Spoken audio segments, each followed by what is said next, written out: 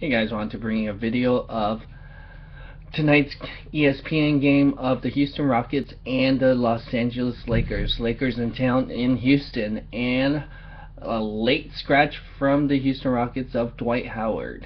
Looks like he's a no-go.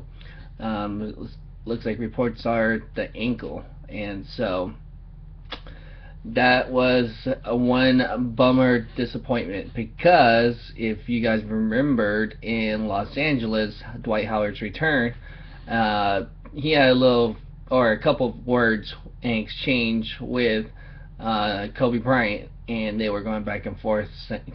I guess something about being soft and everything. Obviously, they didn't leave on good terms, so we were hoping that they were going to go back and forth at tonight's game. Not sure if this is satisfying enough, because Dwight Howard was out. So looking at this game and record-wise, Houston's actually 0-2 when Dwight Howard sits out so far this season, and two of them has been late scratches too. So that's the other concern in the psyche. Wonder if that affects players, thinking they got their big man, their big center, helping patrol the paint, but then he's a no-show. So it could be a mental thing too for the Rockets. Now, for the Lakers, Nick has been back, and he's been playing well actually.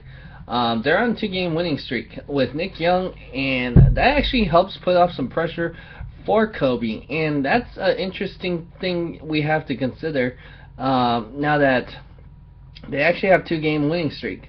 Now, is this going to go on for a while? I don't think it will, but it should get them more wins now if you think about it. And that's the interesting thing about this. Are they going to get more in that sense?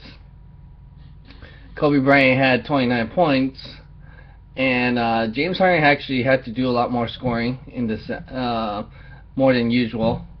So, well, I mean, he got 24 points for James Harden. So, and sorry. Yeah, just try and pull up the box scores. Yeah, 24 points for James Harden. Patrick Beverley helped out, and Costas actually helped out off the bench, definitely.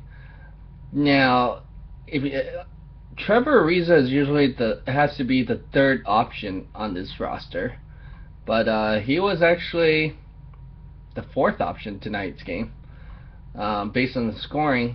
Now, Nick Young scored 16 off the bench. That's pretty good coming off the bench in that sense.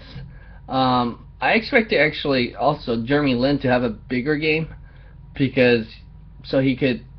I mean, most players want to prove to their old team that you got rid of the wrong guy and all that, and that didn't happen with Jeremy Lin. That was kind of disappointing. You would have thought that he would have had a better game. Down the stretch, also, the Rockets didn't execute very well. They were up, but the last minute or so, I think it was a 12-1 run by the Los Angeles Lakers. So, but throughout the game, it was a lot closer than expected. And that's the other thing. If they struggle a lot without Dwight Howard, they're probably going to struggle a lot with James Harden too. So there's not a lot of depth with this team if they're missing any of the two players, they're superstars. So that's not very good for the Rockets. Kobe passed 32,000, so that's pretty notable. So congratulations there. But Kobe Bryant's trying to bring in as much as he possibly can and do everything he possibly can. I don't like the 40 minutes, because he actually played yesterday in Atlanta, and I think it was 35 plus minutes also. So I think he needs more like the 30 to 35 minutes. And if the game's close enough, especially with Nick Young now, you got at least some scoring off the bench. You got to spread the minutes, lower the minutes for him.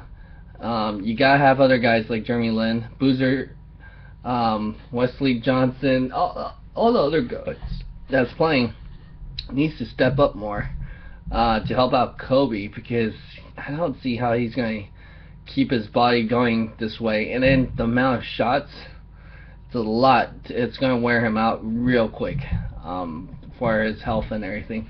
If he wants to play another season or two, especially if they could build this, but because they're not going to be a playoff team, and they want to get the top 5 draft pick, especially if any of those Kentucky players pan out. You might have a nice pick and addition when Randall gets back, and you never know. You might get a couple key players next season, but you got to build back with the roster, with the draft. You're going to have the cap, so we'll see. But overall, congrats to the Lakers with a back-to-back for the first time this season with Nick Young back. So if they get a couple pieces, maybe it will definitely help. But first back-to-back, let's see if they could continue that streak. Go ahead and like, share, comment, and subscribe for more NBA videos and other videos to your liking. Thanks.